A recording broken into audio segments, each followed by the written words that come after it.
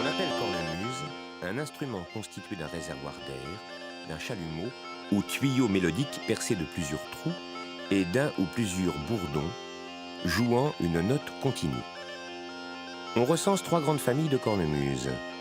Une première famille où la perce du chalumeau est conique et l'anche double comme sur le hautbois. C'est la cabrette, le biniou, que l'on trouve surtout en Irlande, en Écosse et en Bretagne. Dans le cas de la seconde famille, la perce du tuyau mélodique est cylindrique et l'anche simple, comme sur la clarinette. Ce type de cornemuse se retrouve surtout en Europe centrale et en Europe de l'Est. La troisième famille se compose d'instruments dont la perce est cylindrique et l'anche double. Ce sont des cornemuses fabriquées aux Pays-Bas et dans le centre de la France. Comme à l'époque romaine, on trouve actuellement des cornemuses en Asie, en Afrique du Nord et bien sûr en Europe.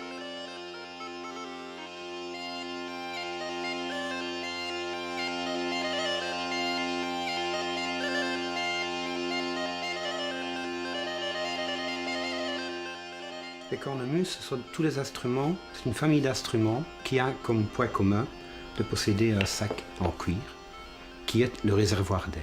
Ce réservoir va permettre d'alimenter en même temps tous les tuyaux sonores de l'instrument et d'obtenir un son continu, qui est le principe même de la musique de cornemuse. Cet instrument-ci, c'est la cornemuse de la musique écrite. Elle a été construite pratiquement du début du XVIe siècle à la fin du XVIIIe siècle. Elle était jouée donc dans toute l'époque baroque. Et c'est la plus complexe au niveau de fabrication. On a d'abord un chalumeau, un grand chalumeau et un petit chalumeau. Le grand chalumeau est dit à perce cylindrique et à anche double. Je vais vous montrer d'ailleurs l'anche du grand chalumeau. Voilà.